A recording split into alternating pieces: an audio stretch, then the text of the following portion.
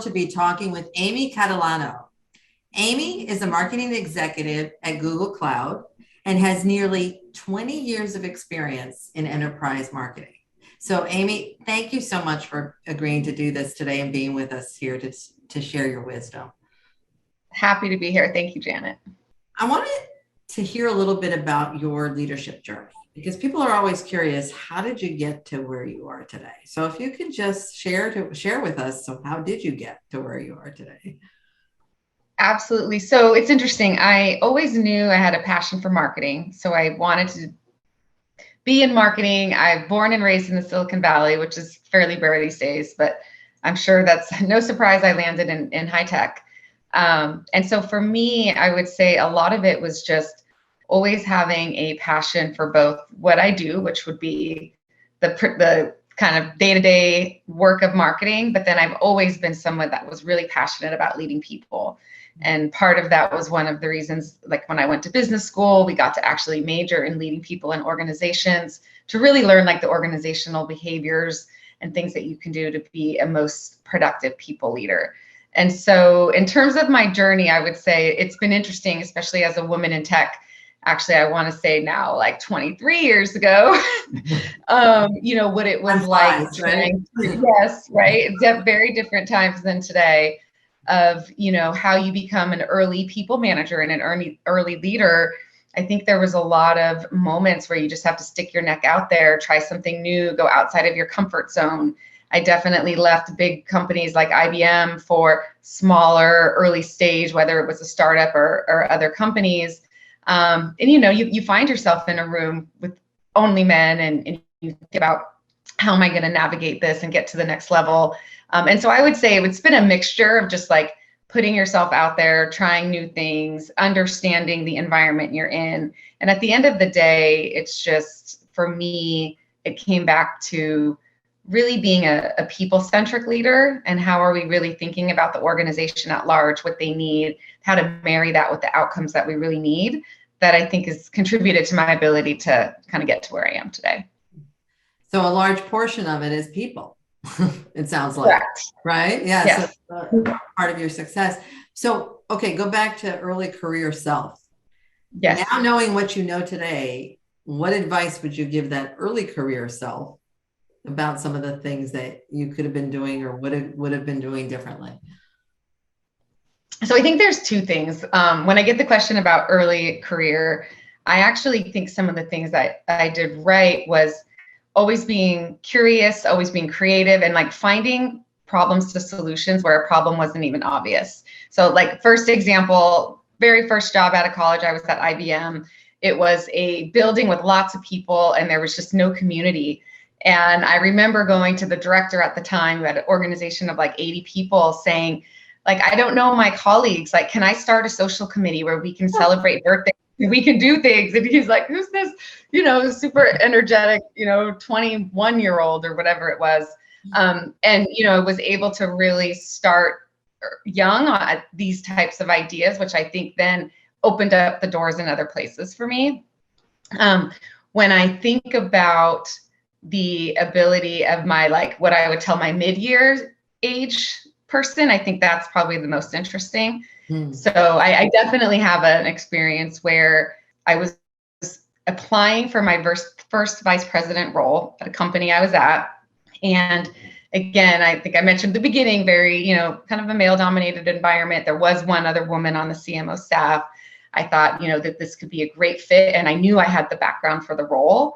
I actually had to interview while I was on maternity leave. So that was a little bit of a challenge. And then on my first day back, I find out that I did not get the job, primarily citing executive presence with literally words like, how will she fare across the table from a 55-year-old gray-haired executive?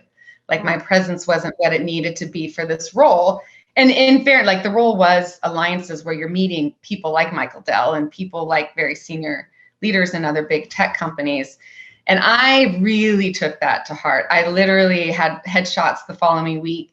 I dyed my hair dark. I looked nothing like myself in a headshot for probably I used for a year. And I really had to realize that, like, it's actually going to be the contributions I make to the business, not how I look, that is ultimately going to get me where I need to go. And, I just kind of like buckled down and I really focused on what I thought was important. It's a long story, but at the end of the day, I ended up getting the role that I wanted, the exact same role, like less than a year later, and blonde again. So I was myself. I didn't need to change myself. And there was that year where I just felt like a little bit of an identity crisis moment. And I think if I would have told myself something back then, it's very much like, be comfortable in your skin, be who you are, like, what you care about most. And like, that's what's going to make you successful. Your contributions to the team, to the output of the results. And like, that is really what's going to help you, not trying to change yourself because you think that's what's needed to look like for a job. No, I love that you share that story. I mean, I think it's a really powerful one. We're told so much about the appearance. I mean, women tend to focus a lot on the appearance. So do you think that now, I mean, in your current role, how do you navigate that? Great question, Janet, because ironically, we just talked about this in a Google session around DEI. Love it. We were talking about appearance. And I think for me, the way I navigate this is to understand there is an unconscious bias, whether or not people want to think a certain way or feel a certain way, and to just be aware of that. And so the way this happened in our Google conversation was, I was very honest that I have really long, very wavy blonde hair. Google is actually the first company, and I've only been there less than 4 years, that I actually wear my hair down and not blown out, looking, sleek and straight. And it was interesting because it started this whole topic of, how do we appear and how do we navigate the difference between where we feel comfortable just being ourselves. And ultimately what it came down to is knowing that there's this unconscious bias, there is a time and place. So, I've had the luxury of interviewing our CEO, Thomas Curry, and then the CEO of Accenture. I wouldn't show up in a sweatshirt and really frizzy hair. That's, out to here. I would have my blazer on and my hair in a bun. And, you need to be aware that people only have 30 seconds to make a first impression when you start to talk, and building that credibility does matter. And so at the same time, I now feel comfortable at Google, on days when I'm just meeting internally, yes, I'll put on just, a blouse and let my hair go out, and I just feel fully comfortable. I think as a society, we're getting more and more comfortable with just people showing up and looking different. And being okay with that. And that's not necessarily you're assessing them as somebody who's serious about their career, or they're an executive or a more junior level employee. Being yourself really has nothing to do with your appearance. But the reality is, and being aware of the reality is, that we're still in a society, unfortunately, we're moving from that, as humans, we notice what people look like. And so, so being aware of that doesn't mean you have to go change yourself, but exactly, having that as an awareness. And I think that's what you're saying, is that just know that. And then you make the choice, then you make the decision on how you want to intentionally show up in a certain situation. I love it. I love that. I think it's the spot on difference is I am in control. Exactly. You feel you're the victim of other people, right? I'm aware, and then I'm going to decide, what feels comfortable for me in this day, in this environment, in this setting, right? That's it. It's not because I feel like I have to do that. It's because I'm making a choice that maybe that's what's needed here. And, exactly. And yeah, no, I love it. Have you noticed throughout your career any unique challenges that you face being a woman as a leader, or not? I mean, so it's not a given, but have you noticed any? My honest opinion here, the challenges that I have faced being a woman were entirely internal, per my earlier example of, the feeling of I needed to change my appearance to have executive presence. I would say from a holistic point of view, I actually think being a woman was an advantage, because in high tech, we know, and there's data everywhere, diversity of thought, diversity in teams, boards, leadership teams actually produce the stronger results. So there's a lot of pressure to be able to bring, gender, race, all types of diversity to the table. And since there's not a ton of women that, are out there in tech, I actually feel like it was not a disadvantage for me. If anything, it was an advantage. Wow, that's great. And I think sometimes we do, some of it is projected ourselves, right? So we project some of it. And then some of it are just, I hear stories of, horror stories of situations where some women have faced in different things. So that's why I always ask that question to see, what your take is on it. So that's great.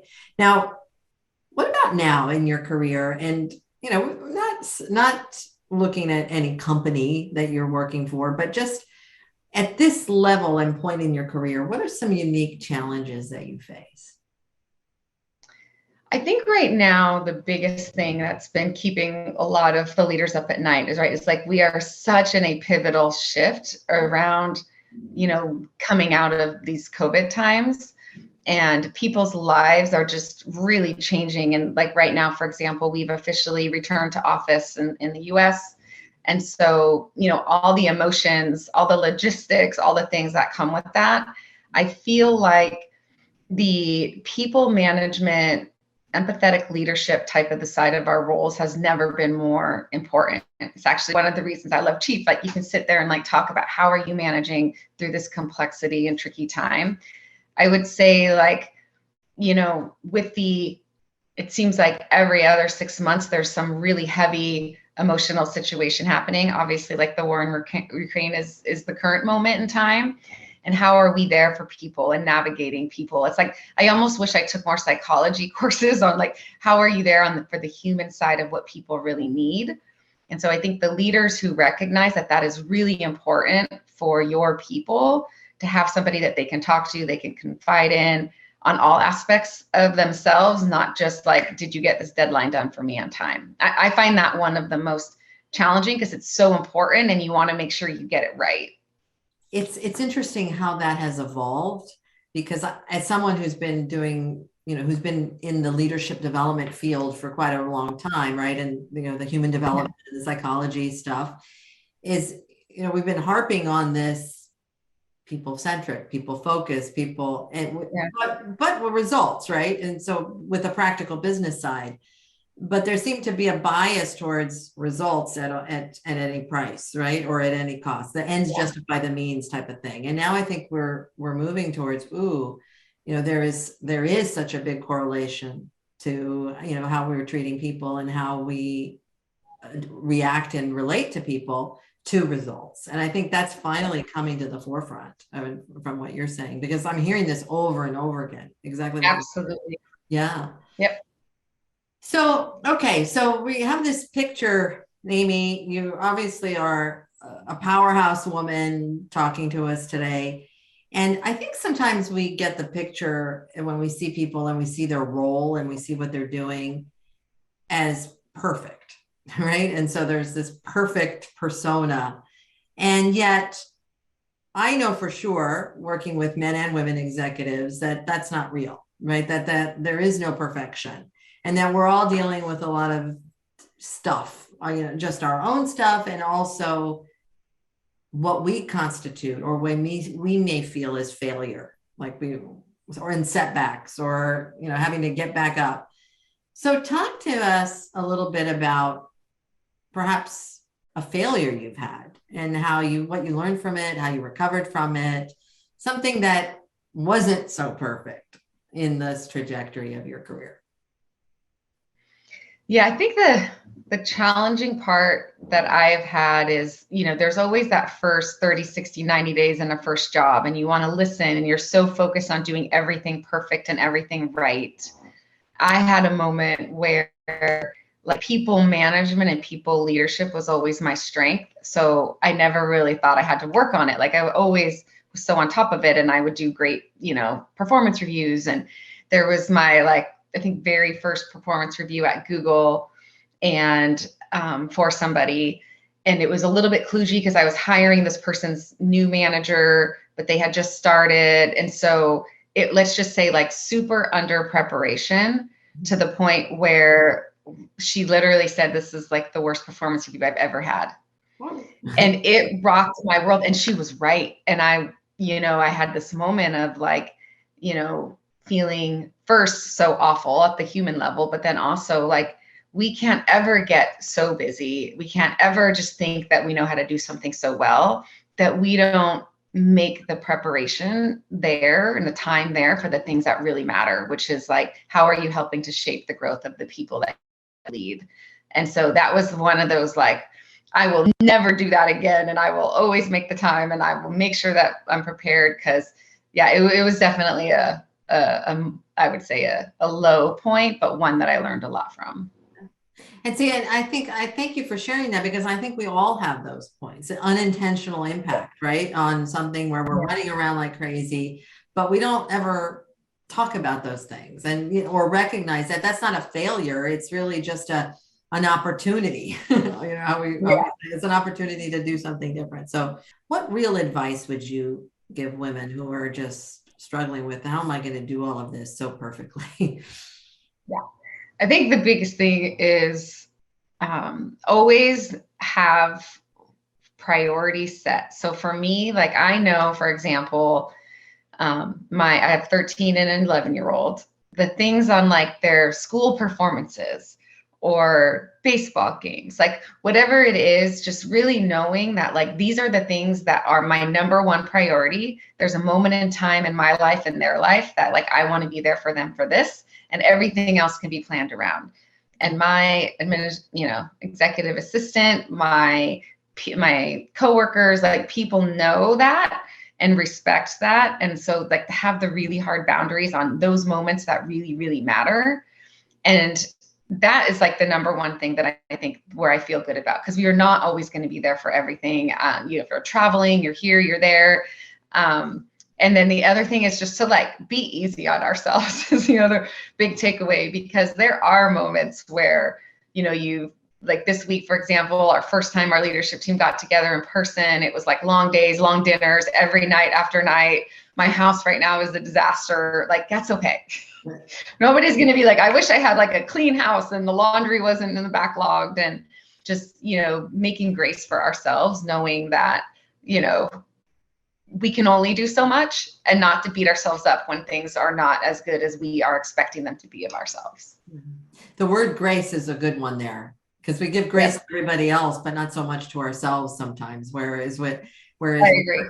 Right, where it's like, okay, the standard I set for myself, right, is like this perfection. I don't mean me personally, but for all of the collective we, it's this perfection, and just letting go of that. As we're wrapping up, I always ask this same question: what's an inspirational quote that would encompass something that you'd want to impart to the listeners here today?